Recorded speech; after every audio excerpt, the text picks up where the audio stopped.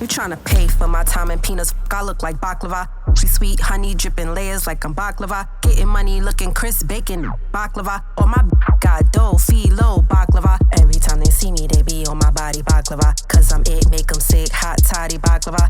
Boring, got me snoring, bedtime story baklava. Teach my daughter how to send them word to more baklava. I'm from New York where they walk for that cheese. Can we fly to Santorini? I like Greece. Steam mussels and paella on the beach. I got a big appetite, I like to eat baklava. I'm from New York where they walk for that cheese. Can we fly to Santorini? I like Greece. Steam mussels and paella on the beach. I got a big appetite, I like to eat baklava.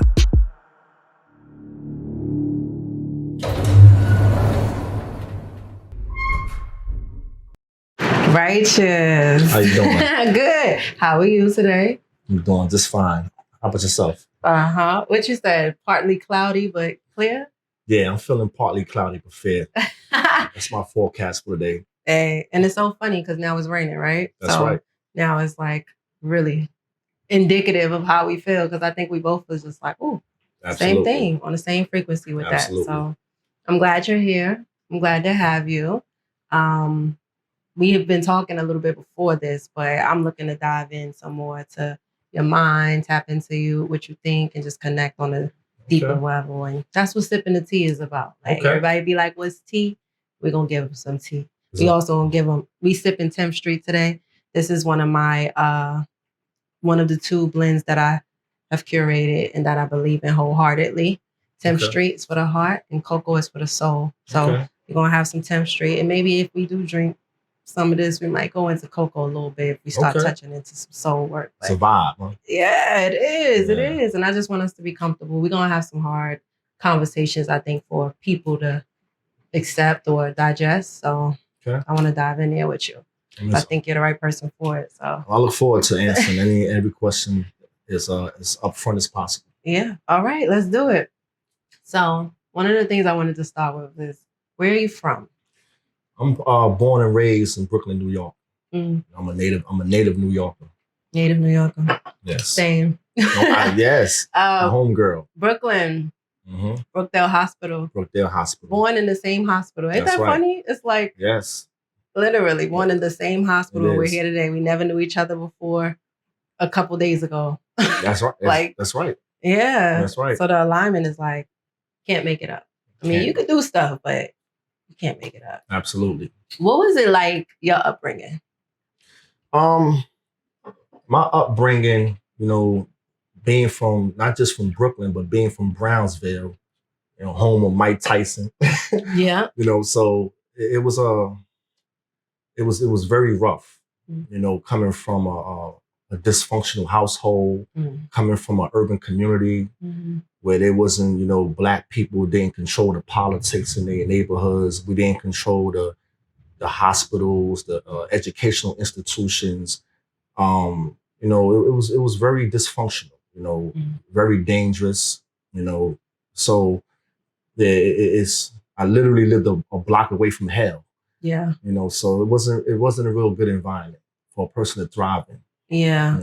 I mean, in the hospital that we were born in, they call it Killer Hospital. Yes. Like, they call it Killer Hospital, y'all, the hospital we were born in. And a lot of times it was because Black people didn't get the health care that they needed and deserved in that time. Then I was almost switched at birth because they almost didn't listen to my mom. Came out like a really white baby and my mom is like brown. Yes. And they brought her back a brown baby. You're like, if you don't go bring me back my damn baby. So it's like, like you said, that from the outside comes into the inside in the homes. Like, do you have like siblings? And yeah, I got one brother.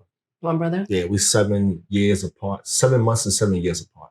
You older or younger? I'm older. Okay, so you're the older brother. That's right. So do you think, because I do believe like with your birth order affects your life in a certain way? Like, I'm the youngest. Okay. And I have a lot of like younger sibling traits that I just be like, yep, that's me. But do you feel like that affected your relationship or just like your mindset about life being older? Yeah, I could say that. I mean, well, being 7 years apart in 7 months, me and my younger brother, we didn't hang out with each other. Mm-hmm. So we couldn't really relate to each other. And then I came up in the foster care system as well. Mm-hmm. So I done been through the system, group homes, foster homes, you know, so I didn't really get a chance to really bond with my younger brother. So is that your blood brother? Or yeah, we have the same mother. Okay. You know, so we've been apart for the most part. So I just remember maybe spending 2 or 3 years in his life. You know, being, like I said, I've been through so many group homes and foster homes, so we've been separated for the most part. That's deep. Do you think you're being in group homes, like, do you have a relationship with your mother? I do. Yeah. You know, me and my mother, our relationship is pretty good. You know, we all have ups and downs within our relationship, but yeah, my mother's been there for me. She's like the star player on my support team. Oh, that's good. You know, so I can't really thank her enough for, you know, showing me all the moral and emotional support that she's showing me, you know, so, but I also understand the Black experience and growing up in these dysfunctional homes. So I don't blame my mother for how my life turned out because I knew that I had no father figure. She was the only one inside the home. So she did the best she could. She was a child having a child. You know, but my mother's very wise, you know, and she gave me a lot of, she installed a lot of values and principles within me, you know. So you said not having a father figure. Did you know like why your dad wasn't in the house? Like when you were a kid, did you know why? No, not at that time. My father, you know, was on drugs. He was in and out the prison system. And then, you know, my mother, out of anger and having to raise me and my brother on her own, a lot of times she would lash out and there was mistreatment coming up in my house. She would, you know, you look just like your father, you know, you remind me of his no good, you know, self. And so a lot of the frustration of him not being there to help, you know, she will always speak ill of him, which made me wanted to know him even that much more. That is interesting because I hear that where it either makes you be like, I'm nothing like him, even though you don't know who he is because you want to prove that or earn that love, or you're like, well, who is this person that you keep holding me to that I don't know? Did you ever get a chance to know your father? Or I did. You know, I think that is something intrinsic within every person to want to know their fathers. You know, so the more she told me to stay away from him, the more it actually motivated me to meet him. So when I first met my father, I had to be like around 8 years old. And the first thing I noticed, like, man, this is my father. And I look just like him. Yeah. It's like looking in the mirror. And I was intimidated. I actually had a natural fear. Was he on drugs at this time? He was, but I didn't know it. Yeah. You know, and, you know, he would take me out at times, spend time with me and introduce me to that side of the family. I just remember having a natural fear of my father, but not the type of fear where I felt that he would hurt me physically, but I feared disappointing him. I had that same thing. You know, so I wanted to, you know, I wanted him to be proud of me, you know, but yeah, that was the first time I actually met my father. I had to be like around 8. Around 8. Yeah. That's still within those formative years because I believe they think 0 to 11. So you were right there at that. That's right. Yeah. So, I mean, hearing you remember it makes sense because it's like, and I had the same kind of, my father, the same kind of, he was on drugs and then he rehabilitated. When I came into this world, he was recovering, but he had turned to alcohol. So I had that, I don't know if it's just our environment, where we come from, things like that, or if it's also still that fatherly masculine energy that still comes through that regardless of drugs or not, if they're masculine men, you still have a little bit of that fear of disappointing them. Like I want to like masculinity make you rise a little bit to the occasion. So I mean, that part is healthy. We got some healthy stuff, even though we, you know, we made some decisions based off where we're from. But so you meet your dad, and how involved is he, would you say, up until like, you know, in them years? Because I know your mom was trying to tell you not to. That's right. But how close were you? I I wouldn't say we were that close because he was in and out the system. You know, he kept going to prison doing biz, and then he was heavily on drugs. You know, so he was more committed to his addiction than he was to establishing a bond with his son. You know, and at 8, 9 years old, you know, you don't understand that. Yeah. That doesn't really register in a child's mind. I'm thinking that, okay, well, maybe this man doesn't want nothing to do with me because I don't never see him around. But every once in a while, I may see him today. I may not see him again for 3 years. Yeah. You know, so that's kind of confusing for a child. Yeah. You know, and then you kind of grow up with abandonment issues as a result of that. So it wasn't until I got older and I began to understand the Black experience and the plight of Black people in this country, and why we make the choices that we make and why we are in the condition that we're in. Yeah. You know, that I actually started to forgive him. Forgiveness. And I didn't, hold that against him. Oof. I mean, and you also went to prison for 30 years. Straight. 30 years straight. Yeah. So that's a time. That is a long time. Just speaking of forgiving him, I just want to ask, have you forgiven yourself for what brought you there? And we'll dive into it, but you said forgiveness and made me think, have you forgotten yourself for somewhat of repeating the cycle of being a part of the fall of the statistic and the cycle of going into the system? Like, have you forgiven yourself today for that? I have, and it took a while, but I have forgiven myself for that. And I don't hold on to that. I think that is the reason why the windshield is a lot bigger than the rearview mirror, because what's in front of you is a lot more important than what's behind you. Oof. So talk about it. I try not to dwell on the past. I just think that life is just one big classroom. Yes, it is. And just like when you in school, you learn these subjects and you have to recall them at will. They give you tests and quizzes, and if you pass, you go on to the next level. Yeah. And life is the same to me. If you fail these classes in life, you're doomed to repeat these lessons. So it got it's just gotten to a point where, once I began to get acquainted with myself, especially from behind the wall in prison, and I began to develop a knowledge of myself and my people, and I began to become more spiritually mature. I think that's what allowed for me to, forgive myself for my past transgressions. Yeah. Whew. And we're going to talk about it. Okay. So I think we could sip to that one. Time. Yes, let's take some, because we're getting into matters of the heart right here. Some good tea, too. Ain't it, though? I mean, and I know it's my tea, so I drink it all the time. Yes. And I don't mean to be bragging about it, but it really is good. That's definitely some good tea right there. Got real herbs in it. When you open it up, you're like, what's in here? You see the cloves, the ginger, the chaga mushroom, the goji berries. You actually see the ingredients in there. So I love it. Yes. Now, I know we talked about your past and forgiving yourself. So I think, and it's a tough topic, but what age did you go to prison? 16 years old, 1995.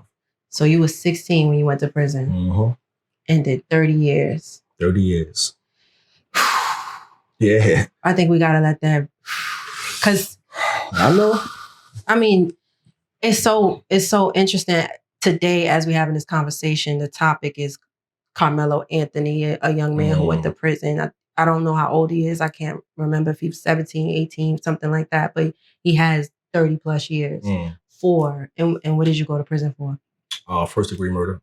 First degree murder. So the same exact thing. Crazy. Like the same exact. That's right. Oh, I think it's just touching me in a different way. Because it's hard to deal with. And so I have disclosure for you. I have 2 siblings that have been murdered. And then one sibling, she died in a plane crash. American Airlines the one that just crashed into a Black Hawk. I'm sorry to hear crashed into it. Thank you. And so I have and people also, they ask me all the time, like, how can you like just move and maneuver, like having, without having so much in your heart? It's like, you live and there's a lot of grace and faith that I have in the journey. But with you, 16, to take us back to your mindset at 16, because there's a lot of kids today that are, affected by all the factors, void of love, guidance, and could be angry, or just reactive. Take us back to what your mindset at 16 years old was. Oh man, that's a journey right there. I want you in it. Like, I'm 16. This is what I'm thinking. Not from a today Righteous, but 16-year-old Righteous. Okay, well, at 16 years old, I was very impressionable. Number one, very impulsive. I was going through an identity crisis. I didn't really know who I was. Searching. I had a need to want to be accepted.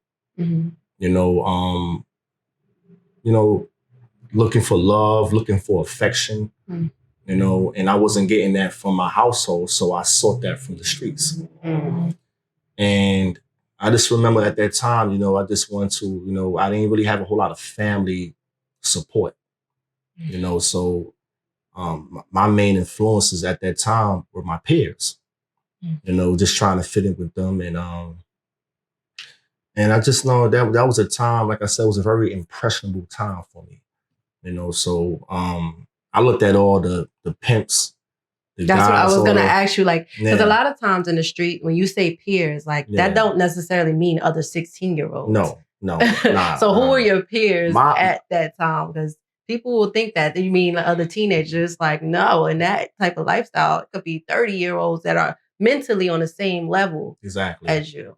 Well, I'm gonna say this: when I was coming up, I used to watch, there was black shows, right?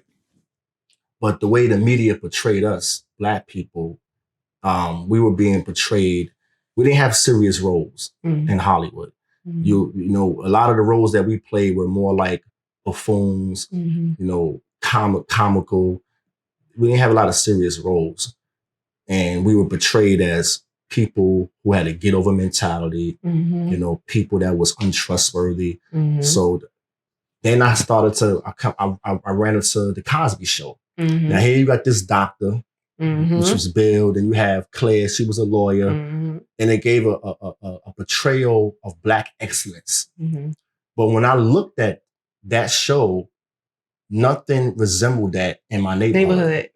You understand? Yeah. So the people I looked up to were the dope boys, the pimps, the guys that was getting fast money, had fast women, and unfortunately, those were the people that kind of influenced my outlook of I wanted to be like them. Yeah. So I think that was my concept and outlook at that age.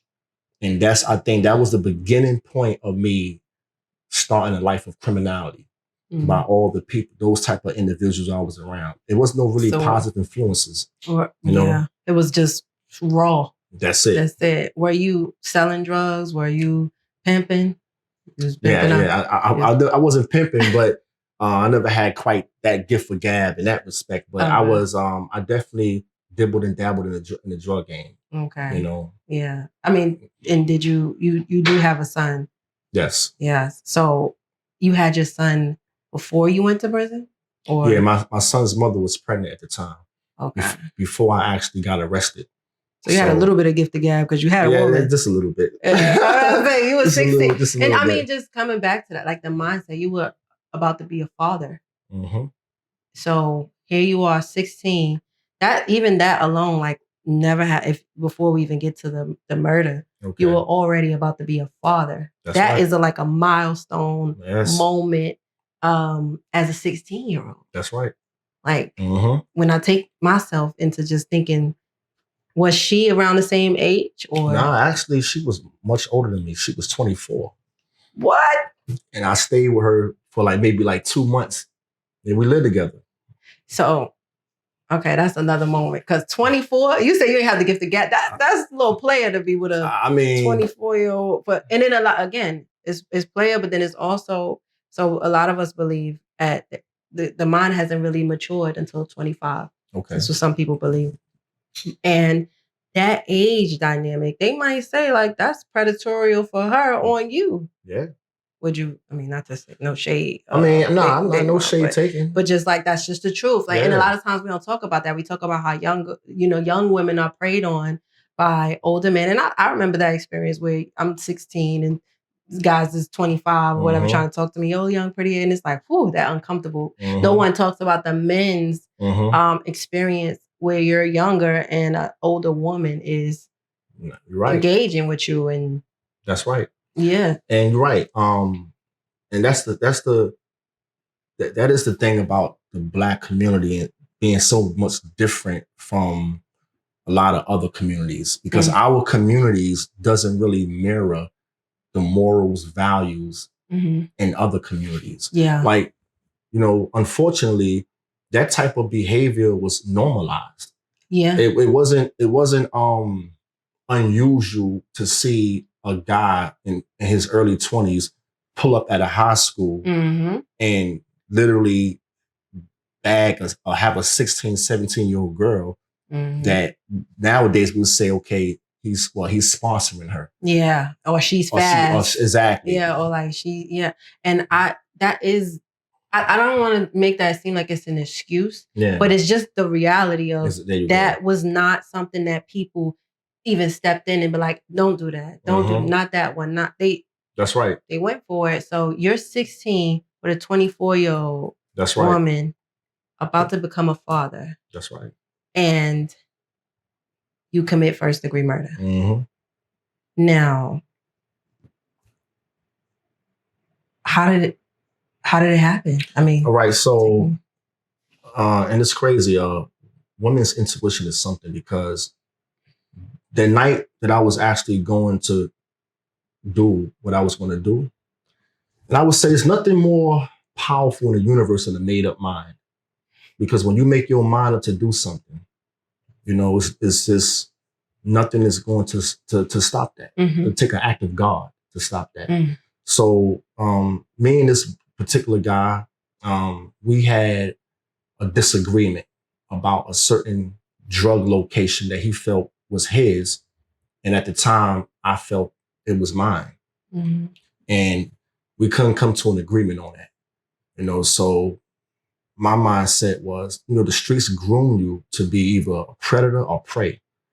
And when you're in that type of mindset on the streets and you selling drugs and dope, you try to establish a reputation as somebody that can't be played with. Unfortunately, so I was walking to the area that I knew he was at. This had to be around 11:30 at night. And I seen at the time my baby mother on the corners, because she was what you would call a trap queen. She was getting money out there and everybody kind of knew who she was. So I was so locked in on what I was about to do. I got this big gun in my waist and I'm literally locked into where I'm going and what I'm going to do. And she called me. She said, "You just going to walk past me and don't acknowledge me." So when I seen her, she said, "You got this look in your eye like you about to go do something. I don't know what you about to go do, but I think that you should rethink that." And I wasn't really trying to hear that. So I followed through. I walked to the destination where I knew this guy was at. I knocked on the door. It was maybe about 2 or 3 people in their household. And I also had a co-defendant with me at the time. We both went to the house. I'm gonna leave that part out. So leave it out, don't touch it. No, I didn't want to. I didn't want to leave that part out of okay. Yeah. So we had a co-defendant that was walking with me to the house, So when I got in the house, it was the lady that owned the house, her goddaughter there, and he was there. Now, mind you, I was looking for him for a few days. I couldn't find him for maybe like 3 or 4 days, but that night he was there. Mm-hmm. So we talked, you know, I gave him the impression that I was trying to squash the issue, you know, maybe he can sell me something, man, because I'm trying to get back on my feet, whatever the case may be. And he had some work on at the time. So he also had a gun on him. Mm-hmm. So he showed me the gun. I'll never forget it. It was a 45 Ruger double action. Like I could see it to this day. And when I seen the gun, my mind kind of, you know, went into a whole different mode. Mm. So once I seen the gun and he put it back up in his waist, that's when I pulled mine out. Mm.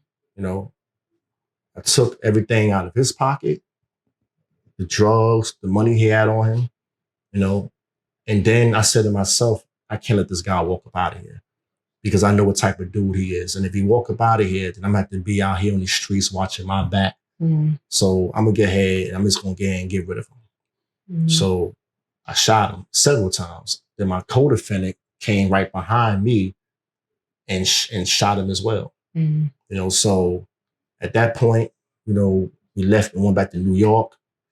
So this wasn't in New York? No, this was in Hampton.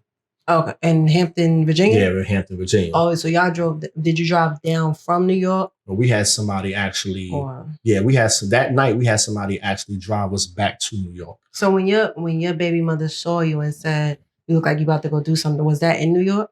Nah, that was in Hampton. So she lived in Hampton? Yeah, she lived in Hampton too. Okay, yeah. So she lived in Hampton. So I was just back. I never lived in, I never lived in Virginia.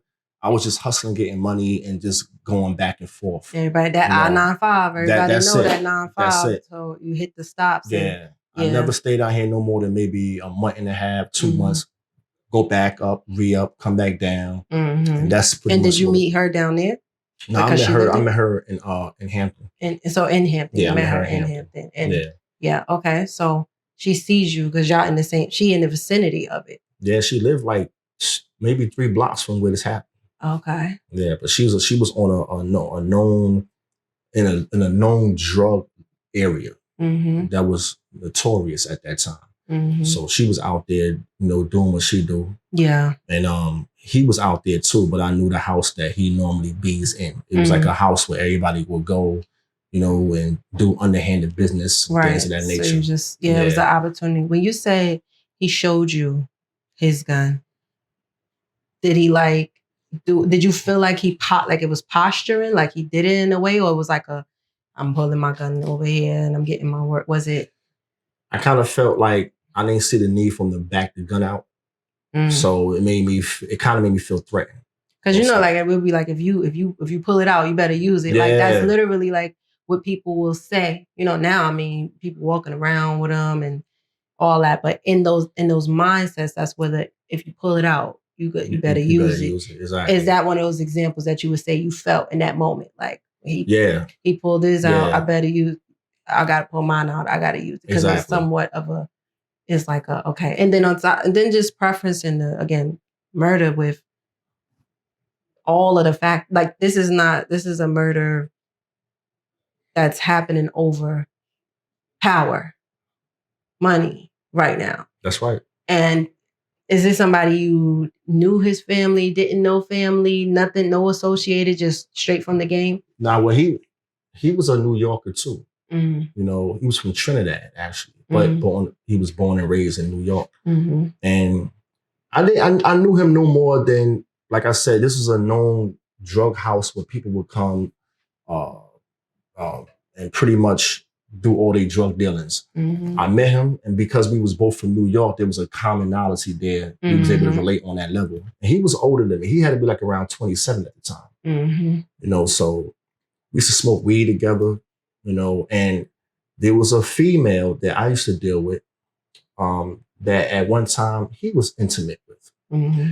And she had actually told me that he raped her, you know, and how the relationship was very abusive and all that, you know. So, but I didn't know him that intimately. Yeah. You know, we would share like little conversations here and there. We might smoke a blunt together and all that, but he wasn't nobody that I was really that tight with. Right. You know? And just taking that mind, I'm perceiving it 16, 27.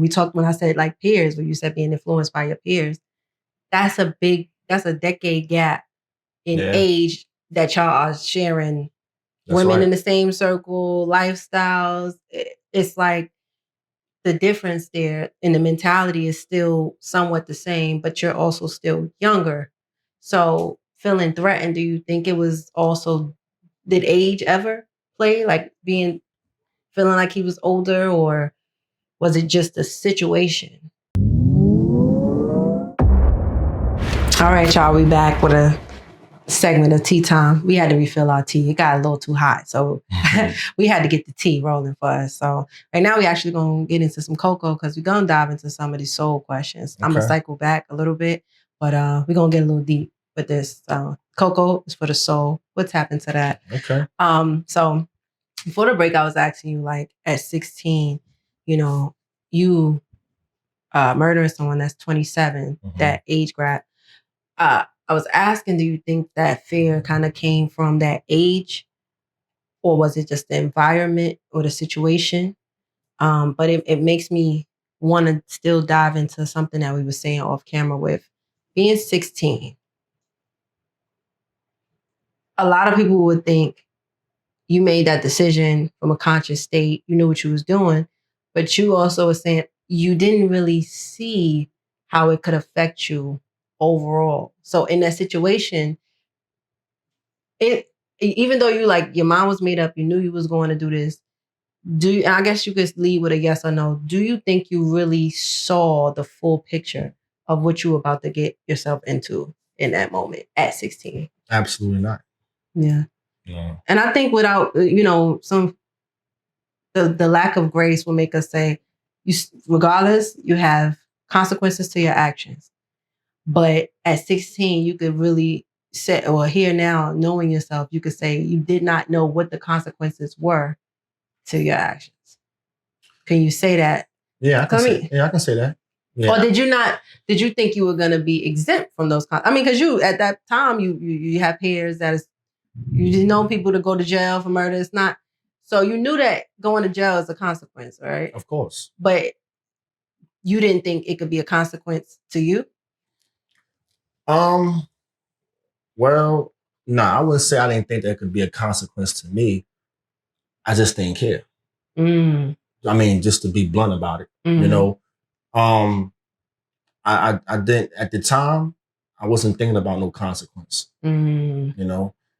I just knew that in that environment, it's kill or be killed. The streets, like I said, the streets groom you to handle confrontation a certain kind of way. Of course, there's a lot of space between the child that I was and the man that I become. Now, if I had a issue with a person, as adults, we can put that issue on the table and sort through it like adults. I'm more reasonable. So you know how that goes. Yeah. But it makes me think, because today, right, when we say 16-year-olds, or these YNs, they different. Yeah. But when I hear it, they sound like how you say you were still then. Like, do you see the similarity in the 16-year-old? Because of course we got the differences where we said there wasn't disrespect, there was no women and children in the game. But at the root of like, I don't care, this is what it is. Like, do you see the similarities with the type of 16-year-old you were then and the 16-year-olds that are the YNs now? Hey y'all, it's your girl Toni Sr. and I'm back, baby. Now I got the tea, but this isn't just any tea. This one that I have in my hand right now is Coco Canelita. It is a yerba mate tea. Real herbs, real cocoa, not too much, but just enough to give you that flavor that warms the soul and the sustainable energy you need to carry out your day. Look at that. Can you see the real cocoa? Look at that, baby. You ain't gonna get this in the store, because I created the blend myself. So if you need something good to drink what's real. Not that fake stuff that they be selling us. Check out my website. Get you some tea.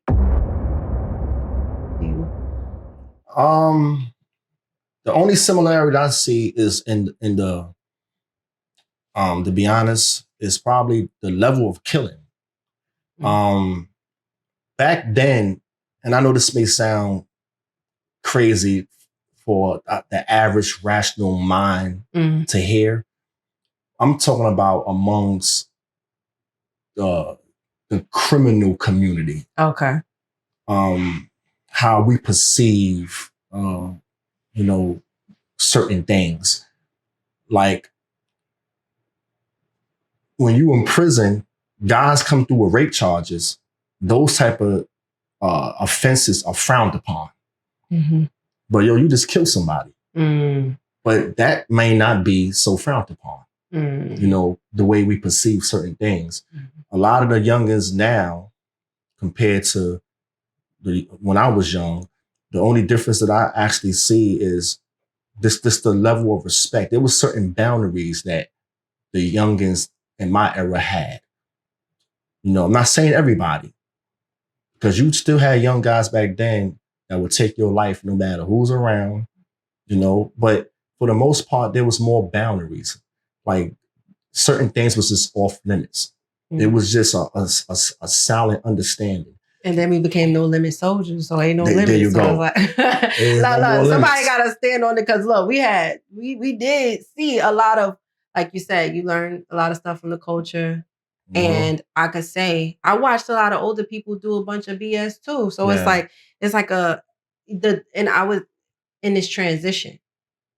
We also have drugs, things like that is diminishing the respect that the younger is having for the elder. Because it's like we watch y'all generation deteriorate. We talk about the drugs, and we watched it. The same woman, my uncle would say this, the same respectable Miss Grace, you come down the street, she coming from work, she got a suit, her dress on, and then she's respectable. And it was like almost overnight, she was coming up to him asking to give him fellatio to get some money for drugs. So it's like, and then within that, the gap. So when we look at like the youth, there's like a real generational shift that has happened too, that caused us to have some bit of a gap. And do you feel like you got to see that from inside of prison, or like were you complete? Because you went in 16, you just came on 30 years. Did you see any of that shift from inside? Because we from the outside watched watched all of these changes, but you were behind the walls. Did you see that shift?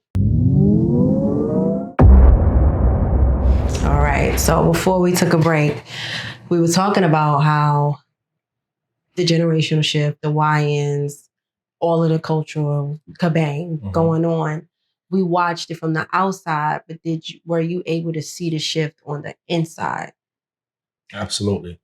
And what I was going to say is that the misconception that some people have about guys and women that spend a significant amount of time in prison. Some people think that, well, you've been gone for so long, you're behind the times and what's going on. But prison ain't nothing but a miniature version of what takes place out here. It's just a gated community. So it ain't like I was born in that environment. The same people that you see and you talk to every day, they coming inside prison almost every day. So I'm seeing these young guys coming in. These guys are getting every other day. There's an open bed space for young guys, and they come in there, and I can see the changes. The way they conduct themselves, the way they speak, the slang is different. So I got a chance. I had a front row seat actually. I got a chance to witness the differences between how I came up and how this generation now has came up. Yeah, I've definitely had a peep out my window to really view the differences and how they are now. To really like. Okay, so what's the time frame between when you actually committed the murder to when you got locked up? Not even 2 weeks. Not 2 weeks? December 21st, 1995 is when I actually took dude's life. I got arrested. I was arrested on the 29th of that same month. Yep. So now today, we got cameras, CCTV footage. We got all of those things, and murders are still not getting solved sometimes within 2 weeks. How did you get, and you did it in a whole different state from where you live. Were you charged by the state of Virginia or New York first and extradited? Like, yeah. So once I committed the crime and I went back to New York to try to evade authorities. The reason why I was able to get caught so fast is because there was other people inside that house at the time. And it pains me to say this, but once I took dude's life, the gun that I had in my hand, it jammed. My intentions was to kill everybody in that house. I wasn't going to leave no witnesses at all. And that's and because the weapon jammed, one of the females actually ran out the house. And the other one that owned the house, she remained in there. But there was a police station that was not too far from where that scene happened. So I kind of was forced to make a decision whether I'm going to stay there and try to take their life or whether or not I'm going to go ahead and get out of Dodge. So is that technically them snitching by the code? Did they technically snitch on you? No. Were they supposed to tell? Yes. Now let me explain this because a lot of people have a misconception about that. See, if you are a law-abiding citizen, right, and you witness a crime that happens in your community, right, that is called protecting your community. Now, if you are in the underworld, you live by a street code, you live by different sets of rules and principles. So now you are bound by the streets. So if I see you do something and I run my mouth by the law of the street, that's snitching. Or if you get caught with somebody else and you're trying to get out of a jam, so you will give that person up so that you can avoid going to prison or having less prison time. That's telling. But you're not held to those same standards if you're not in the streets. If you are a law-abiding, honest, tax-paying citizen and you give somebody up, that's just called protecting your community. So were those two women, I mean, they were, like you said, this is like, it sounded a little bit like The Trap, or it sounded like they knew what was going on in there. So are they not technically in the game? Well, like they don't have the codes, like, or is it because they're women that you like? Nah, I mean. Well, both of the ladies that was in the house, technically, yeah, you're right, because they knew what was going on. Right. So, but the thing is, the lady that owned the house, she actually the one that gave me up because she knew my name. And I was arrested in Virginia as a juvenile. That's how they was able to make the connection who I was. He was one of those New York boys. So I went to juvenile detention out there. And just so happened, her boyfriend had the same name that I had. So when the cops questioned her, she knew exactly who I was. The other lady, she wouldn't testify. She refused to testify. So I guess she stood true to the street code. And that's where just I could understand where the YNs, a lot of times people, say that they just are a lot more disrespectful. They don't care who. Your situation is kind of example. It's marked in history, right? Okay. As an example, it's marked in history. It happens 1995. We got somebody now in the 2000s that had known that women can put you in a situation of vulnerability. So now that level of like, whereas you looking like 70s, 80s, women were different. Now you got women the women in them situations in the game. And I had to have that realization about myself living in these environments that if this woman in the trap house like this, somebody ain't gonna be as respectful to me as the woman if I'm just right along with her or doing that type of stuff. And I'm not exempt from the rules and tribulations of this environment. That's right. Which is the game. That's right. And I think, as men, y'all are supposed to hold them accountable. As women, of course, I'm gonna have a little more grace because I see that the nurturers in the community were also at times just as ruthless. The trap queens, just as because her opening the door, knowing that y'all not now. I know y'all have some words, but she opened the door. Somehow you got it. It's not like you kicked in the door waving the 4-4. You went. That's right. Somebody opened the door, so it's like, and now we know the stories of running pockets and taking his money while he's asleep and all these other things that I think just for the YNs, like people are quick to say that they have so much less, but I take on a certain accountability from my generation and those before me that we are kind of complicit. Like to see the women doing these type of things, setting them up, like, you're not different because you're a woman. It's like no women and children. And when I was stationed in the military and we would pull into port, like Thailand, and they would tell you not to give money to the kids because they are using these children. That's right.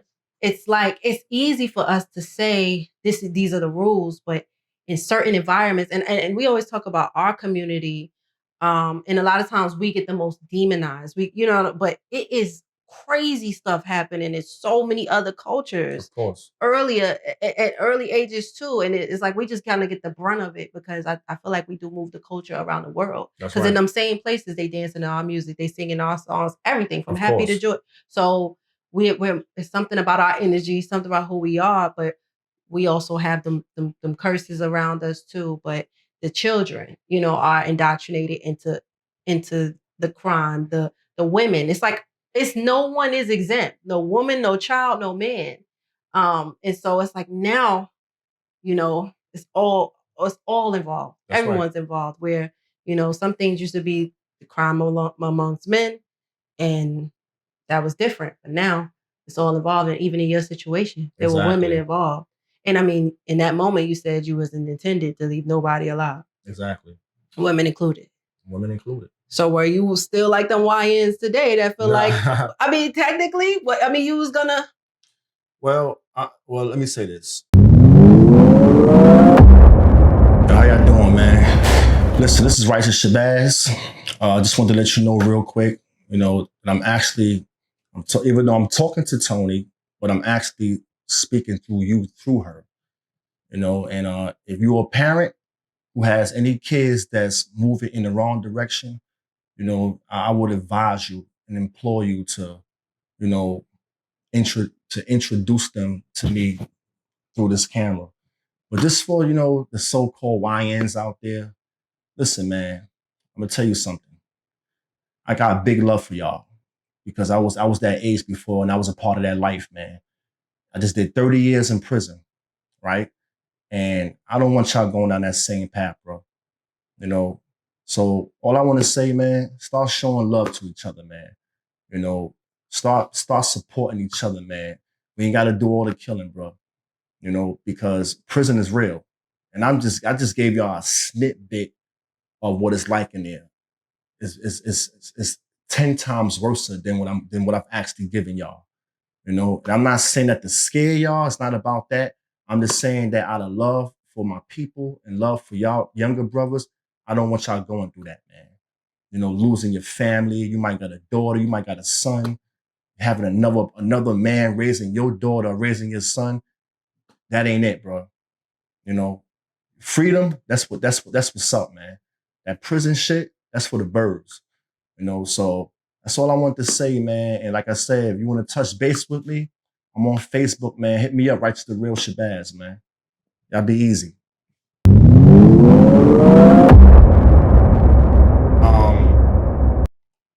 Let me be clear about this. Mm-hmm. When I say we was talking about people running their mouth and make a distinction between snitching and protecting your community. I didn't mean that.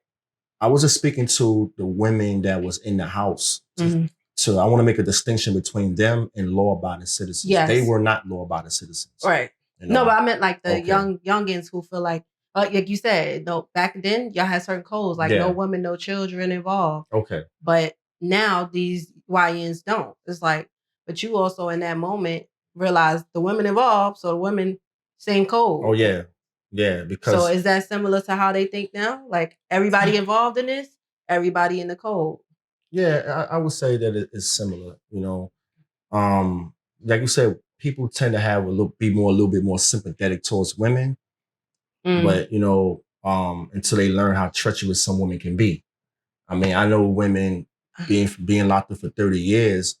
I know stories of women that were in prison that set their husband up to get murdered for insurance money and things of that nature. You know, women can be some of the most treacherous. Yeah. You know, because women can be so beautiful and men can be drawn in by a woman's beauty. So it makes men more vulnerable. You know, so in New York, we used to call them murder mommies. Where there was females that we would literally have to go sleep with guys. And next thing you know, we right in the hotel. Yeah. You know, so, you know, women tend have in the past have been, you know, perceived as being more off limits in the respect. But yeah. And I mean, I had to touch on it because I mean, I don't know if that'll make me look like I'm a woman who bash women or whatever. I don't care. I really, because I believe in the power that we have. I have a belief that men rule the world and women rule the men that rule the world. That's my belief. Okay. So with that same accountability, I have to own that we can use our power for good. That's right. Or we could use it for bad. Like I can't be like, oh, we so powerful, women power, and not be like, we could be more ruthless than anybody. I know in the back of my mind, I have to make the right choices. That's right. The manipulation starts early. And even just the desire for the love, the affection, when we talk about that, you being young, again, the mom, what she says, how she treats you. Then the woman, you know what I'm saying? She's your trap queen. That's you know what I mean? She molding you and loving you in a certain way, but also there's sometimes that there's, you know, if you look at men, a lot of times the women in their lives are very instrumental into who they become. They always, you know, they say your mom is the first woman that loves you. That's right. Shows you love, those things. And I do really believe that. And I have brothers. So I've learned a lot about men from my brothers, my father, my uncle. To this day, my uncle's 73. I call him, he give me wisdom. Okay. So I understand. And it means the world to him for me to call him. Okay. And him having that place to put that wisdom. So, I mean, you in that moment, you're 16. 2 weeks later, you get caught. That's right. What was it like hearing that sentence? Like the time, like 30 years. I don't know if actually, yeah, that was crazy. I mean, because I think I'm feeling it in my chest. Yeah. 30 years. I'm gonna act out. Yeah. Take me now, Lord. Yeah, that was that was painful. It was like I know I could do it. Actually, it wasn't 30 years. They gave me well, I had a robbery charge first and foremost. You know, with the murder, but the robbery charge got dismissed. Okay. And but I had a first degree murder and use of a firearm. They gave me 53 years. They gave me 50 for the murder, and they gave me 3 for the use of the firearm. They suspended 20 years, which left me with 33 years. So I did 30 of the 33. So when I heard them say 53 years, even when they suspended 20 of it, that's a third of a century. I'm like, yo, it was over with. So you felt like your life was over when you heard that? It was like, it was no coming back from that, because how does that register in your mind at 16 that they just gave you 30 years? There's no way in hell I'm going to be able to survive that. So my mindset was, okay, well, I'm going to go in here and I got to survive. So anybody that looked at me the wrong way, I got to automatically off the top establish for myself that I'm not to be played with. Is that the same as when you were in the game, basically? Because you're saying it like as if it shifted, but it's sounding the same. Like in game, it was like this, and then in prison, it was like that because see, I was in Rikers Island fighting extradition. Rikers is a whole nother animal. that to this day, yes, to this very day, yes. I mean, you surrounded by animals and there's sharks all around you, and so my mind said, now I'm going to a Virginia prison. I'm thinking that it's the same way. To an extent it is, but not as intense as Rikers. So I'm thinking that, I got all this time. I got to establish a certain level of respect for myself that I'm not to be played with because I'm not going to be in here doing all this time and being taken advantage of. I done seen guys get raped in there. You've seen it? I always wonder, but people don't like to ask. And then I just remember movies like Civil Brand and I don't know, it's the one with like Vin Rames and he's like raped this side. And it's like, I wonder, is it dramatized or is that real? Well, it was more, it's definitely real, but not to the extent how it was back in the 80s. So it was worse then. In the 80s, it was worse. Yeah. Now, see, when I was in there, if guys would take advantage of, if you was like small in stature or you look vulnerable, you had what was called booty bandits in there.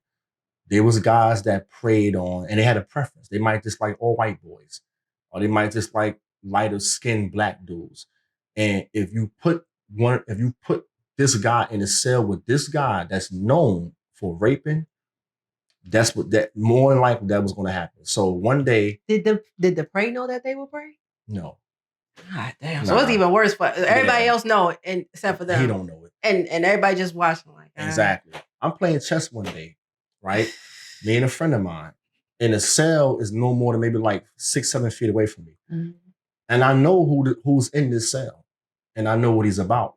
So all of a sudden you just hear a whole bunch of furniture moving. And you hear this guy screaming on top of his lungs. Ain't no COs around, because a lot of times the staff, they may come around once every 2 hours. Right. People think that they just sitting there hovering watching, and it's really like. Exactly. It's survival of the fittest. You in there on Are your the own. cells open at this time? Nah, right now locked.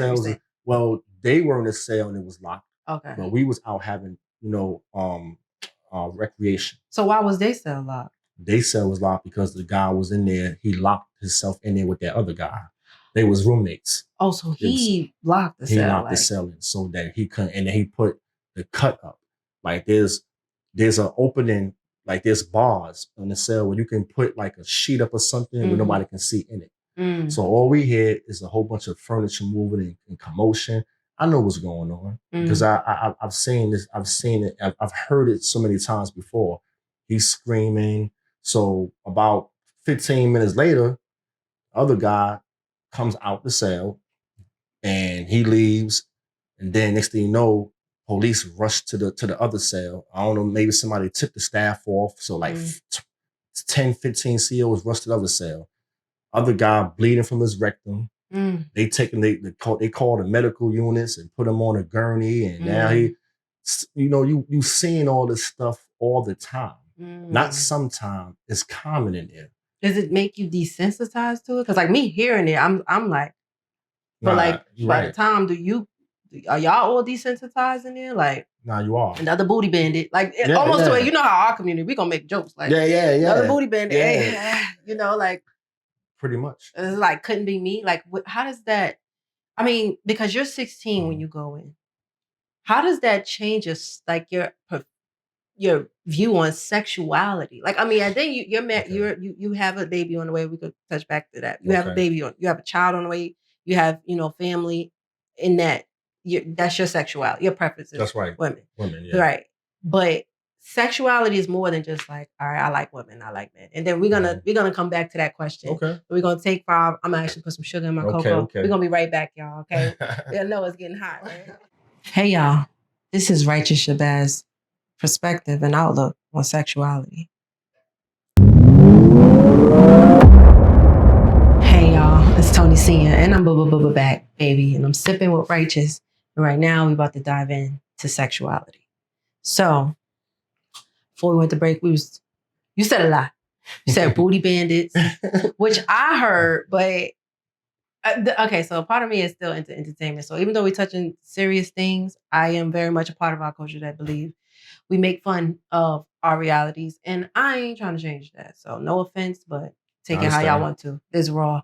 Booty bandits, that's what y'all call it. That's really what it was. Right. And that you would say that sometimes they just had preferences. Sometimes if you were smaller. So like, because when we think about like that person who was a victim of sexual assault, rape, what made him, I mean, we can use that particular one that we were just talking about, a target. Like, was it the size or the preference of the predator? It's a combination of different things.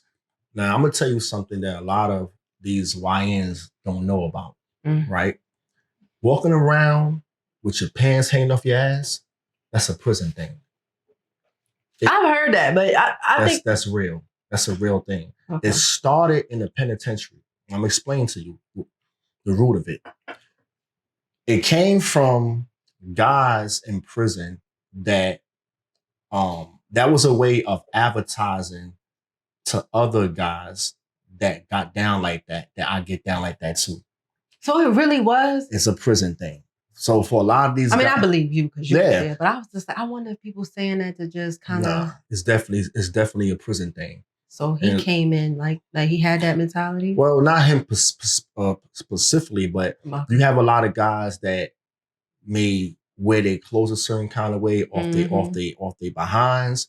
So that's very appealing to guys that are booty bandits, number one. Or it can be the way you conduct yourself. You come into an environment, you're too playful, you talk too much.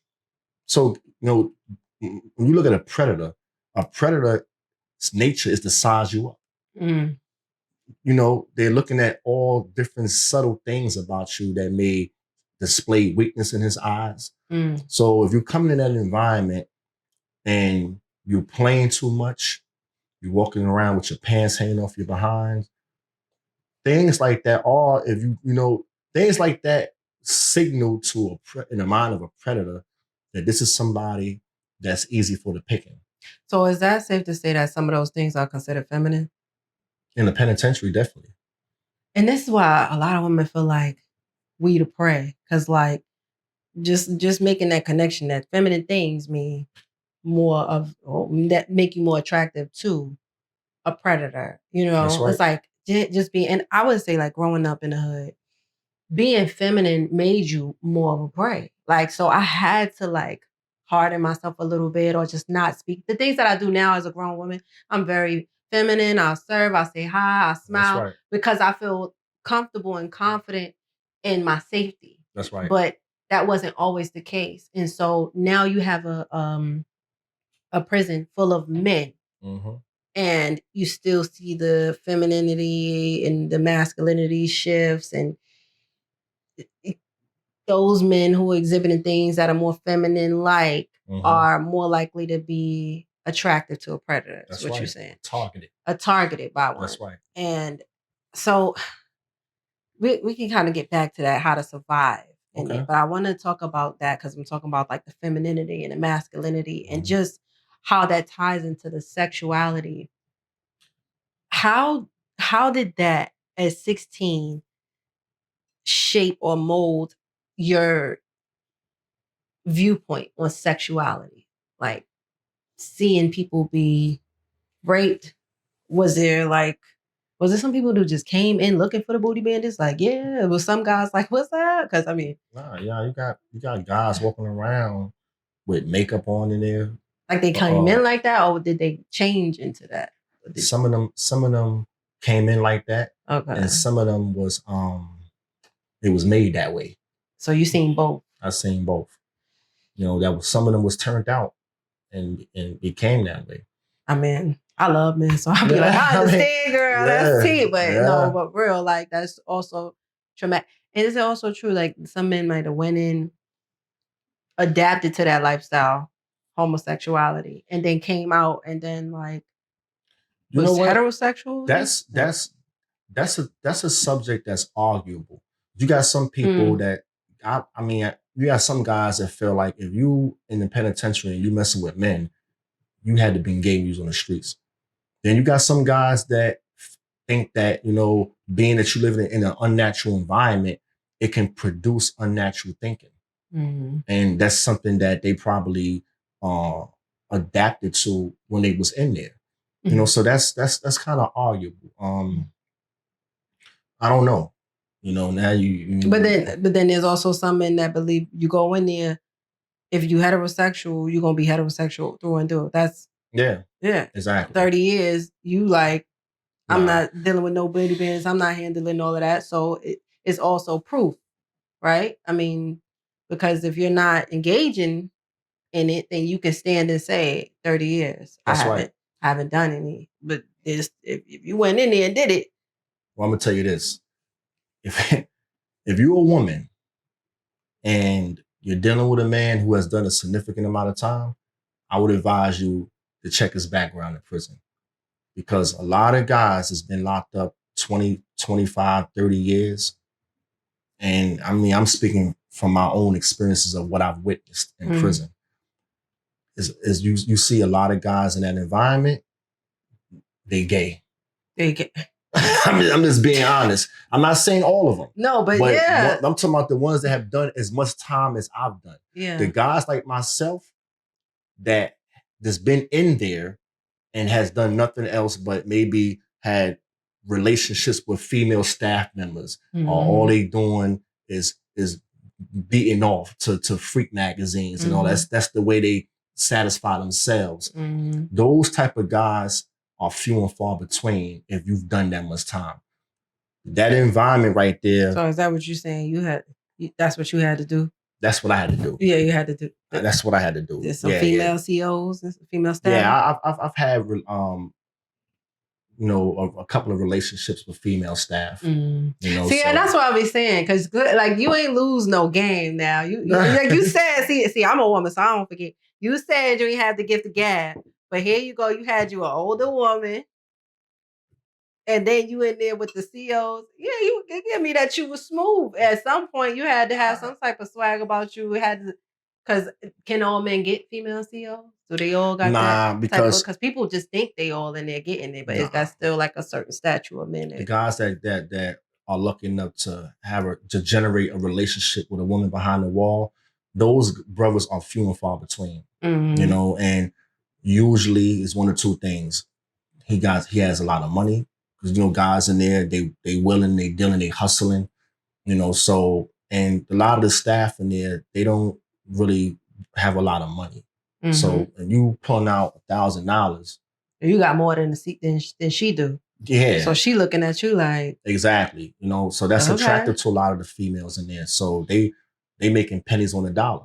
So you had guys walking around with stacks of money in their pocket. So, or it may be something in you as a man that she may see. I think I think what separated me was I was one of those guys that I'm not the type of dude that's going to wait at the back of the line to go talk to a female. I don't hang from bra straps, and I'm not a part of your fan club. So I don't say that arrogantly, but some people stand out in the crowd. Some people get lost in the crowd. I was one of those that I think that stood out in the crowd, not because of my stature of being 6'4", but because while all the other guys were swimming downstream, I was swimming upstream. I showed difference. I didn't hang around a whole bunch of different dudes where if this woman knows that if she does something with me, she got to worry about me spreading my business with the rest of my friends. And now the men just talk like females, and you saying because they was gay before they got in there. Some of them gay outside. It's a lot of gay happening. There you go. No shade. But two of my siblings, God rest their souls, that passed away. One was a gay man, one was a gay woman. And I absolutely love the LGBT plus QIA community. I'm a heterosexual woman. I'm not interested in women. So my natural feminine energy gravitates to masculine energy. Right. I'm not really I'm a girl. Like I hang out with my girls. I got my girls, but I'm not sexually attracted to them. So my thought process and the way that I receive information from men is very different than the woman who might do both. And think like you're gonna have a different perspective. The same way you saying there's some men who then did both cross certain lines. Mm-hmm.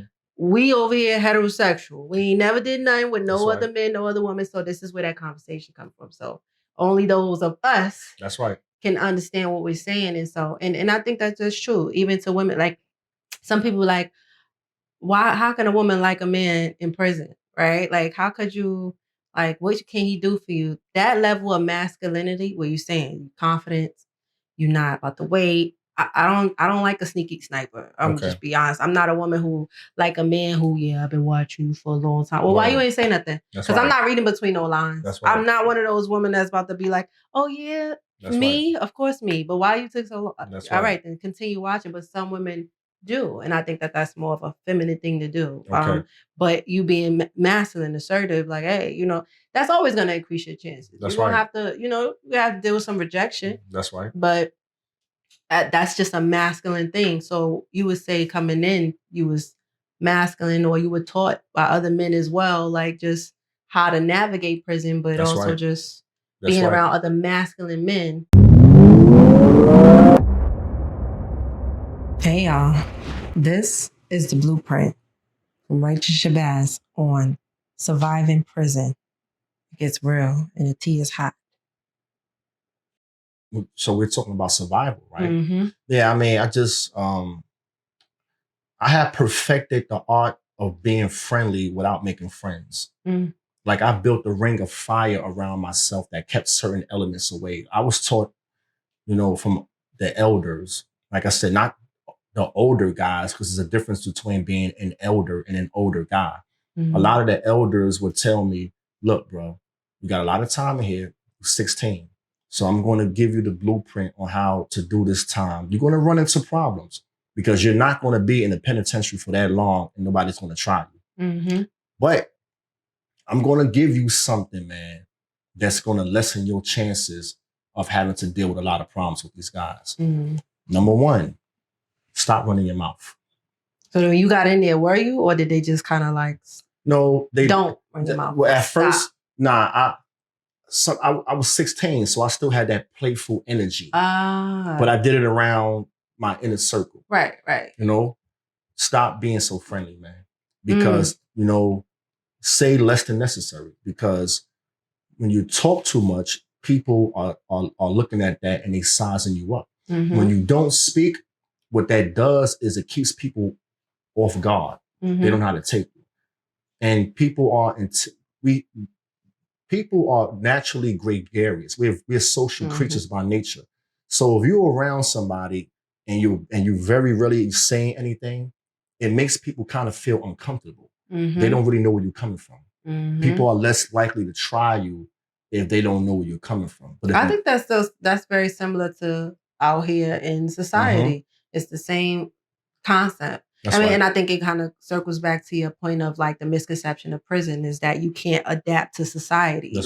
Because or you're not aware of society and where it is currently because you're so distant. But the whole concept is still playing off each other at the same time. That's right. Like you're on the same timeline, even though it seems like you guys are out of sight, out of mind, or like y'all just somewhere else not being a part of society. And you're like, no, you're learning some of the same things from that we're learning or that we're experiencing on the outside while you're inside. Definitely. When you got in there, you were taught, boom, stop. Don't talk too much.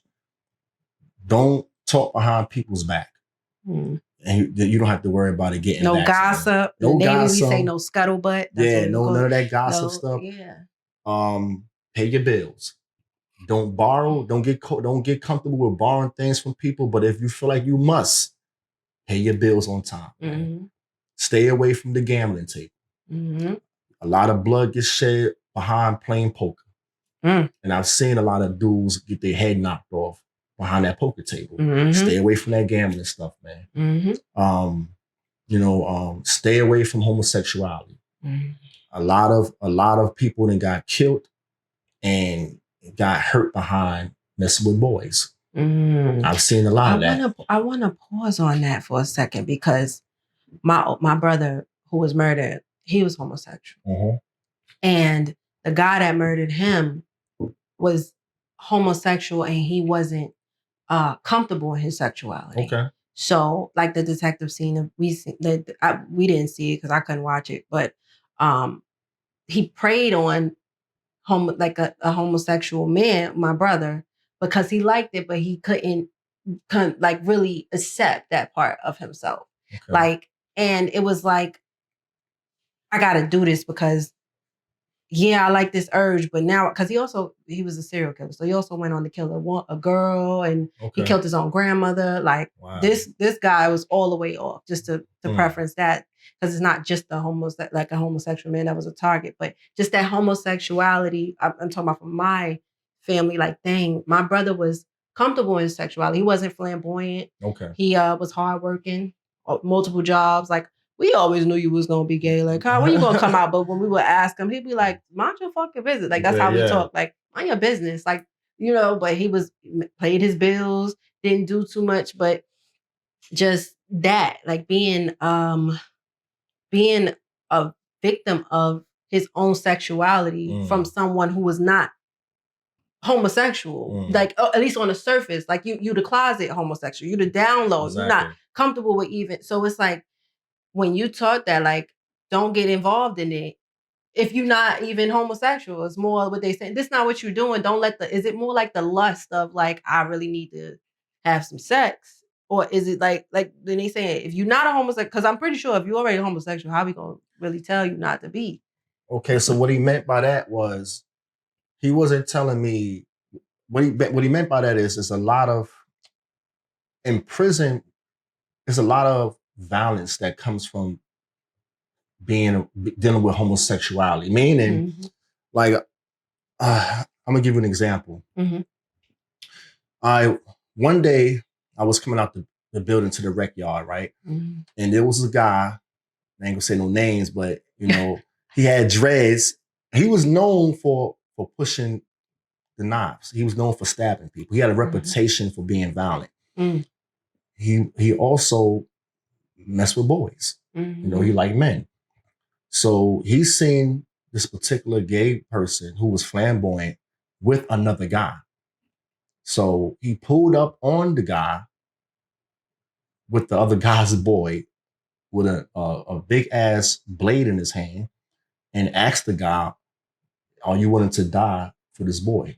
Oh, so he pulled up. So I'm gonna just say the flamboyant and the more masculine, the dominant man. He pulled up on the dominant man like, "Yo, you really die behind my bitch?" Behind him. You trying to die. Basically, he said, "You really?" He said he pulled up with the knife and said, "Are you willing to die behind your boy?" Dude said, "Absolutely not." So he took the boy by his hand and walked off with his boy and took his boy. Prison is drama. Hold on. But that's my whole point. Like, what you mean? Absolutely not. You ain't gonna die behind me, babe. There you go. So stuff like that. Or if you sitting down I done seen guys get stabbed for we sitting down at the lunch table eating, reckless eyeballing. There may be another guy looking at a flamboyant homosexuality, but his man is right there. So it's like relationships. It's relationships. So now this guy pulls up on you like, "Yo, bro, why the fuck you reckless eyeball? That's my people's right there." Now you like, "What? Nigga, don't pull up on me." Next thing you know, it's bloodshed behind that. So you got... So is that like just... real relationships? Like, yeah, that's what I'm about to say. Like, so, because I understand the whole homosexuality. That's why I'm like, if I can just imagine if I'm a homosexual man going to prison, I got a whole nother level of like rearing that I need to have about how to have a relationship inside prison. Like, bitch, don't go in there doing this, that. Like, I feel like in their own community, they got to teach each other about how to survive prison. Because again, people assume that because it's a man, like they have a whole relationship dynamic because now you in there with a bunch of men. Like, so I mean, I can imagine like, girl, you got the tea, like you got the man, like you in there. But I mean, again, this is like violence. So here I am kind of sexualizing men, like, oh, that's probably not a good thing. But now they're like, oh, it's probably y'all in there working now, y'all looking good. Like that's where my mind is taking me, like as if this is not some violent criminal men, but okay, that's a little dark. But I'm like, I'm sitting there imagining it. Yeah. But what you're saying is that the sexuality still, because it's homo, because it's all men, but the sexuality is still under attack. Just it is within the nature and the dynamic of a relationship. It is. And you got guys in there. They may have what they call boys, which is the flamboyant homosexual. You in a cell with this man, and a lot of times he don't even want you leaving the cell. That's control. Because see, he might have a job working kitchen duty, and he don't want his boy out and about in the pod having recreation with all the other men because he's not. So it's a whole lot that goes on with that. So I was told, stay away from the homosexuality. Oh, they gave you the tea. All right, we gotta come back. We gotta take a little break from that, y'all. We're gonna get some more tea. I know y'all interested because what's tea? Woo! Look, he got. Y'all, I'm back, baby, and I'm sipping with Righteous. Whew, we've had some great conversation. Absolutely. And a lot of what I was thinking about is like, okay, 30 years. That's a long time. You've seen a lot. And I know we can't cover everything that I want to touch on. I have so many questions. And I just think, you give so much insight. And I love that you don't have anything that you're ashamed of or struggle with talking about. So I'm just going to ask 30 years. What was it like? What did the silence, when everything was lights out? Every night. In the Navy, we had taps. When the lights go out, it's done, right? So it's kind of similar to that. But what did that silence look like every night when the lights went out? That's a good question. For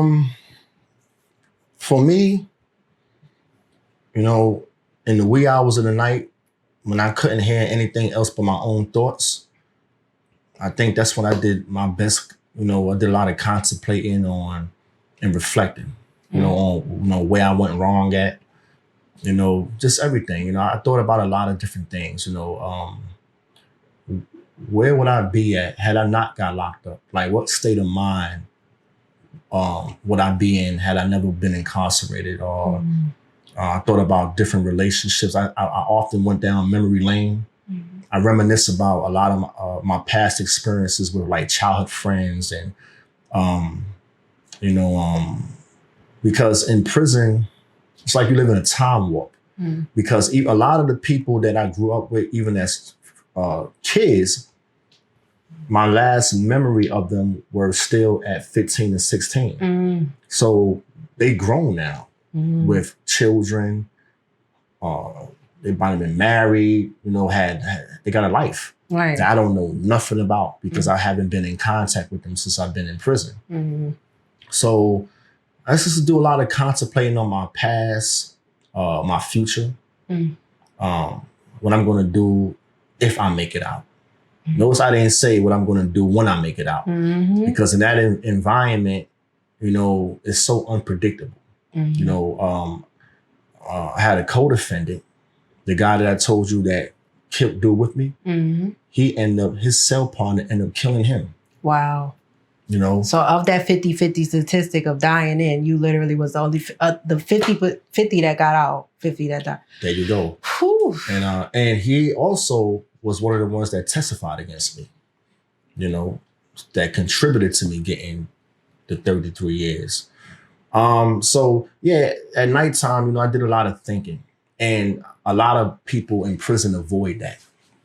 I think they intentionally fill their head with a lot of distractions and noise because they don't want to face the harsh reality of life.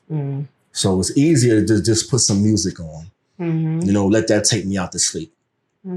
People, a lot of guys in there, they run away from themselves. They don't want to look at themselves. So they'll do, whether it's consciously or subconsciously, they'll do anything to avoid that voice inside of them, but yeah, I was one of those that never really shied away from that. I feel like I'm my own best company. I thrive in silence. Me too. You see what I'm saying? So like I said, that's why I do my best thinking at. You know, I don't mind, you know, solitude. I done been in a hole before for a year and a half. Like in the hole? In the hole. Like is it like where they putting the tray there? Nah. Oh, all right. Because I'm like, man, I got so like, but do you still get an hour? Yeah, you get an hour 5 days a week. You get an hour in a cage. You know, it was like a little cage that's probably from where we sitting at. You in there, you can do your push-ups, whatever you want to do, but you get an hour and you got to go back to the cell. Then they give you showers 3 times a week. You know. 3 times a week? Yep. So wait. In the hole is like you do an hour in the hole? Nah, when you in the hole, aka special housing, you Monday, Wednesdays and Fridays, that's when they have shower days. They come to your cell, they open the slot, you gotta put your hand out the slot, they cuff you, they make you turn around, they open the cell door, then they're gonna come and put the cuffs on the shackles on your feet. Then they're gonna take you to a shower, you know, it's like a cage, and they put you in the shower. And then they uncuff you. There's a part at the bottom of the shower door where they can uncuff your feet. You know, they give you your clothes, your soap, your towels and all that. You take a shower. But Monday through Friday, they let you go outside in the cage for like an hour just to get some air and exercise. And for the most part, you in that cell, they give you a newspaper. You can get books from the library. You can write on a request form. They'll give you books. But from that, you just pretty much watching all 4 walls all day. All 4, you in there. No TV, no music. And you did that for at one time? About 18 months. 18 months. Straight. Just in the hole. So yeah, that whole like thing where they said, hey, if you can imagine, if you think you could do prison, lock yourself in the bathroom for 12 hours and see how that's like a real kind of comparison in a sense, we would say. It is in the sense of the small space you're in. Right. And in the silence of being by yourself, not necessarily all of the other factors, but they're saying like a lot of y'all, what you're saying, a lot of y'all can't even be by yourselves in your own thought. That's yet right. You think you can do things that's going to lead That's to that right. type of consequence. When you have been in that much solitude, how do you learn how to even hug again, love again, touch again? Like,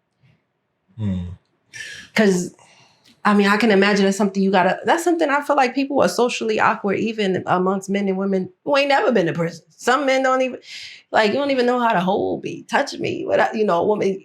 Like, so how do you have to learn? You know, some people say that experience is the best teacher. I mean, experience ain't the only teacher. Sometimes observation can be the best teacher. You know, so I did a lot of reading, right? And I was able to live vicariously through other people that's been married, that has been in, you know, healthy relationships. So from an intellectual point of view, even though I didn't experience that myself, but like I said, I was able to live vicariously through others, hearing other people's stories and relationships and how things supposed to be, how things supposed to be. This is how things look in a normal household or in a normal relationship. So I guess I was able to take that and somehow it kind of like, I internalized it. Right. You know? And just to feed off your point, my uncle, like I said, that's my wise guy. And he would say, you know, somebody would tell you like, I don't know how to do this because nobody ever showed me how to love or nobody ever showed me. And my uncle I could hear him saying this. I have to say how he said, he'd be like, bullshit. You know what you want. You know, if you never had something, then you be the example of what it looks like to have that. So in a sense, that's what you're saying, like to learn how to reintegrate yourself, love, hug again. That's you right. Still knew from an intellectual standpoint what it is you wanted and was able to. That's right. Even to this day, work on those things because 30 years in prison, but you're in a relationship now. So you still have standards and things that you can set. That's right. And boundaries that you can set, even though it's like, all right, don't think just because I've been 30 years that I don't know what I want and expect from my woman or my partner. And I can't be the best man that I can for you. Exactly. Yeah. Well, listen, don't get me wrong now. I'm going to say this. that, you know, I left the streets when I was 16, right? I'm 47 now. So when a man has been gone that long, I would say that, well, I have yet to experience life as an adult until now. And when a man has been gone that long, he forgets how to connect with a woman.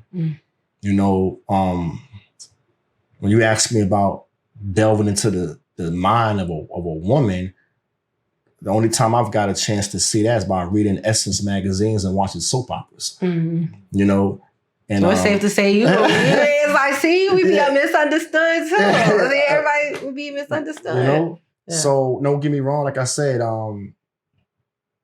my last experience with a female stopped at 16. So even though I'm a grown man, there's still a part of me that when I look at you or any other woman, I'm looking at you through the lenses of a teenager. That's what that experience has done for my outlook of women. When I look at you, I'm like, damn, that's a grown woman. Because I wasn't used to being with a woman. You know, and there's a lot of responsibility that come with dealing with a woman. Yes, it is. You know, so that's T. Y'all heard that one? Yeah. That's T right there. You know, so that being away from women for so long has definitely affected my connection on how to actually connect with a woman. You know, how to communicate with a woman. You know, and but at the same time, being away for so long, being in prison, I've come to appreciate in there what most men take for granted out here, because I've come to appreciate the value of womanhood, because I've been away from y'all for so long. In prison, guys are more chivalrous. I was in there doing things like writing, you know, dealing with a woman over the phone, composing 10, 20 love songs. Yes, we still like that. You know, and they don't do that no more. Write us a love letter, babe. You know, I would do things like that. Like, babe, I got 20 love songs that I composed. I want you to take those same love songs, create a playlist, and at 10 o'clock at night, which is convenient for both of us, just lay back on the pillow, press play, and then it's like we listen to the same songs at the same time. And both of our watches are synchronized. Or it may be certain movies that we'll watch at the same time on certain channels, or doing things like sending flowers to her job or from prison, or, you know, sending her a book on relationships. And we reading a chapter a day at the same time. While she's reading, I'm reading. That's intimate. Would I have done that on the streets? Hell no. I wouldn't have been thinking like that if I was still out there. Because on the streets, a lot of guys look at women as playthings. You know, a lot of guys, they really, because there's so many women out here, guys' mentality is, you know how dudes think. But in prison, you got some romantic motherfuckers. So, and people joke about that and be like, girl, he just talking to you. He just need their company and he just use you till you get out. Are you saying that you actually could genuinely connect with someone from inside, or is it just you using them as that? I think that, or you value them for that scarcity? I think that every relationship starts within the mind. And I think that the deeper your mental connection is, the better the physical connection will be. So I think that where relationships go wrong out here is sex prematurely disrupts a relationship, because you can't build a house from the top down. You got to build it from the foundation on up. So a lot of relationships out here, the foundation is weak. You really don't know each other, because before you even get to know each other, the sex is there. The lust is there. So that's blinding. And even now, more than anything, where we have social media, we have accessibility to so many different people. That's right. Pick your type, as if you could go on there and keep scrolling your type, click that. And so even just the selectability, the availability, the accessibility, the connectivity activity of it all is just like there you go. Throwing the foundation into a frenzy. And I just know we have so much more we could talk about. I know, right? So we're going to go back. We're going to do a segment called Yes or No. Okay. Because that's like how I like to ask questions sometimes. Yes or no. Okay. And I'm one of those very direct people. So we'll be back with yes or no, y'all. I know y'all want more, but...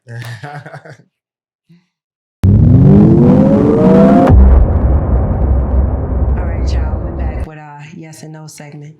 So I love yes or no questions. Okay. Sometimes I feel like, we could dive into stuff, but sometimes I like to know where somebody stands. Yes or no. Okay. Not to judge, but for understanding. Okay. See, a lot of times we can't understand if it got to be such a long answer. Which one you want first, So, and I really have so many more because I do yes or no questions all the time, but I'm just going to kind of hit on some things and it's going to come rapidly. Okay. All right, we ready? All right. Do you think most people are pretending to be someone they're not? Yes. Okay. Have you ever met someone you instantly could not trust? Yes. If you knew the exact day you would die, would you want to know? Damn. No. No? No. Okay. All right. Do you believe love and loyalty are two different things? Yes. Have you ever looked in the mirror and not recognized yourself? Yes. Do you think people can truly change? Yes.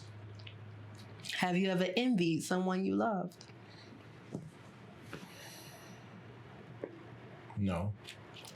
I was about to say, have you? Okay. Because people be jealous, all right, and envious. Okay. Do you believe everyone has a price?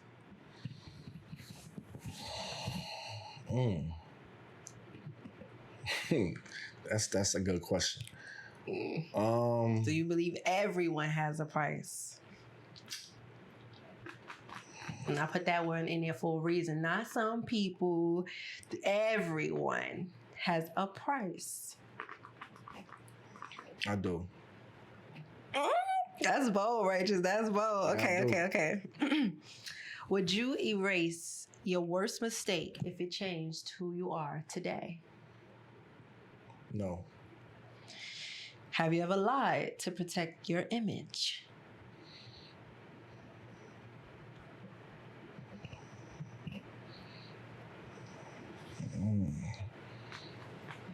Yes.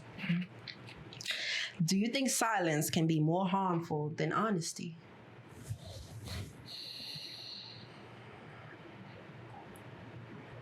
Repeat that. Do you think silence can be more harmful than honesty? No. Have you ever outgrown the people you love? Yes. Do you think forgiveness is overrated? No. If nobody judged you, would you live differently? Some bomb ass questions. Because you want to talk about it. Ooh. If nobody judged me, would I live differently? Because we all like to be like, yeah, I'm authentically myself, this and the third, or whatever. We know judgment is real. Those are real questions. Yeah, you got to stand on principles, and sometimes you might have some things that you want to. I'm gonna say no. So if nobody judged you, you wouldn't live differently. Hold on. If nobody judged you, would you live differently? And you said no. I'm gonna say no. Okay. Do you believe, this is the last one. Okay. Do you believe some truths are too dangerous to tell? Yes. Me too. Yes. I do that. All right, y'all. That was yes or no. We're about to wrap up. Those are good questions right there. You know I love a yes or no segment.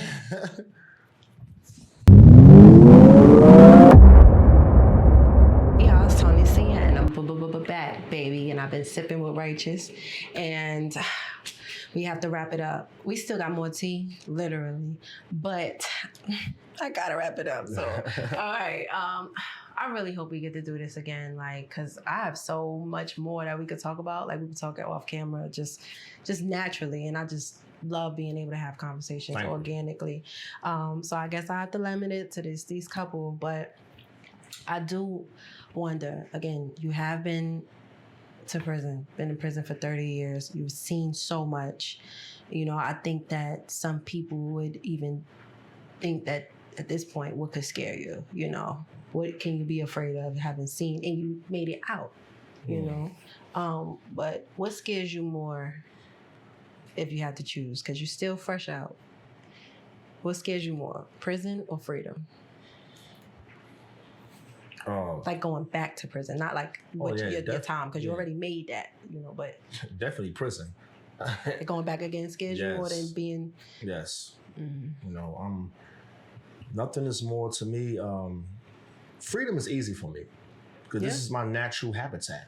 Mm-hmm. You know, so I'm adjusting.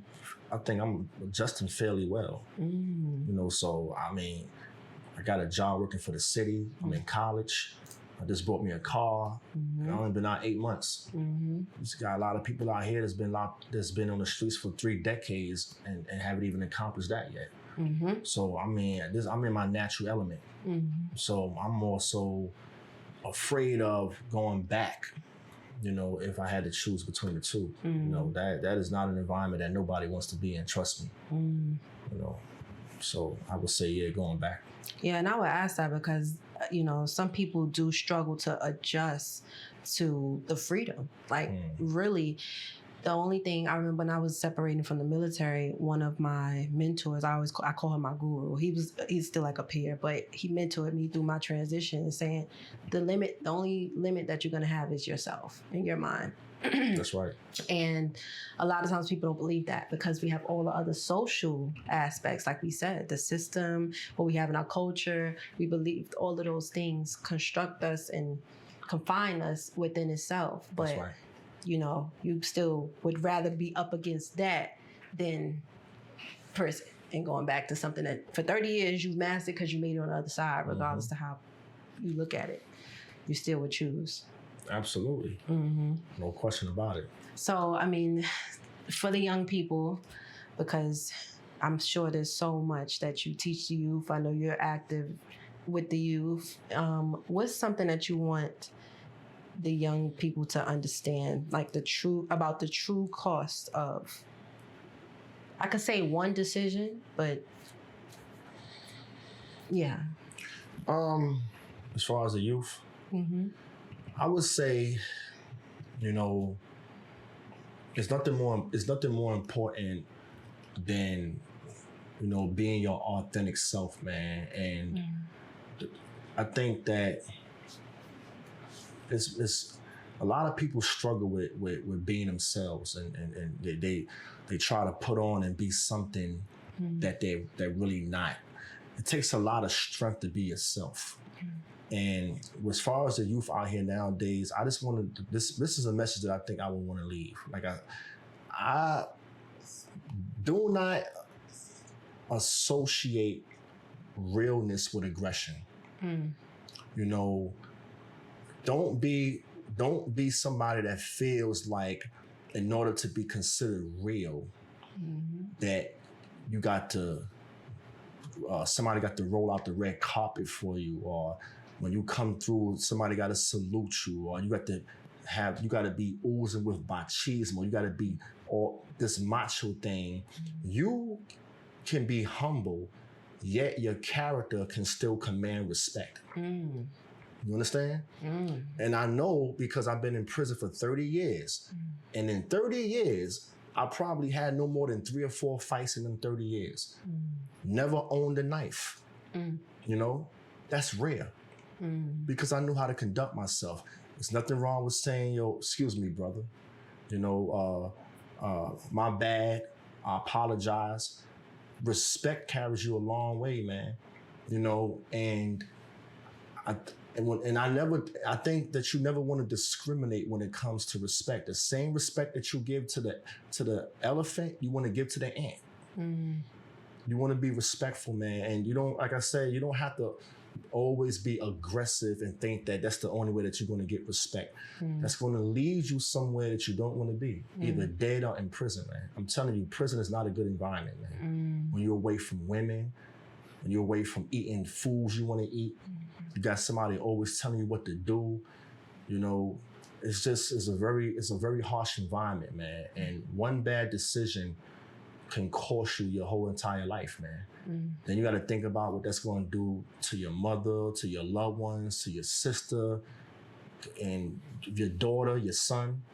You know, that was devastating for my son to grow up without a father.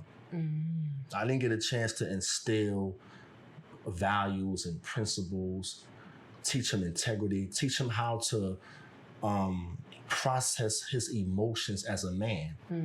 And a lot of us as youngsters, we're not the most emotionally mature because we don't have a male role model there to teach us how to process our feelings as men. You know, so I know it's a hard journey to walk, man, but like I said, practice humility, man. Humility will take you far. Yeah. Being respectful, man. Absolutely. You know? I do say humbled by God only. That's right. But I do believe in humility amongst us. Well, I have so much more I want to ask and talk about. But it's going to be, we definitely going to... we got to do it. It's going to be a part 2. We got to do it. Hopefully part 3. Yeah, right. Because, I mean, we really got to break this down. We could just talk all day. So... Righteous, thank you so much for having tea with me on Tea Time and just sharing your story, being open. Are you currently on social media right now, or are you just like, nah, I'm like, is there any place that if there's some young, and I say that not just to like, you know, are you promoting yourself, but if there are young men that have resonated with you, because a lot of them can't even like when we talk about respect, like they might not have people around them that they actually respect. And if they see and want to reach out, or, you know, are you open to that just yet? Or of course. Okay. Yeah, well, you can reach me. Or if people want to interview you or ask you, you know, talk, you really have a lot of insight to give, you know, because you're not just someone who did time mindlessly. You really are intelligent. We've had a lot of conversations, so you have a lot of insight or just good perspective to give. And as a man, I respect that. Thank you. You know, Thank you. I respect that. Yeah, well, I can definitely be reached at on Facebook, Righteous Shabazz, on Instagram, Roni Shabazz, RONI Shabazz. So yeah, you know, I have no problem with anybody reaching out to me. All right. So if y'all want to interview him or, you know, ask him, because I know I got some more that I want to talk to him about, but I gotta share you with the world. I don't believe in possession. So again, Thank you so much. I appreciate you so much for coming and interviewing. All right, y'all. So thank y'all for coming. Love y'all. Good night.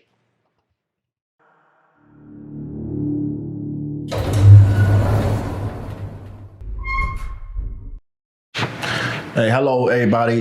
This is Righteous Shabazz. Just leaving Tea Time with Toni. Just wanted to let y'all know. This right here, 10th Street. Listen, I'm telling you, something special. You know, this tea right here got natural herbs in it. It's different, y'all. This right here is the cocoa blend. You know, big herbs. You definitely got to try this. You know, I'm telling you right now. You know, this is special. You know,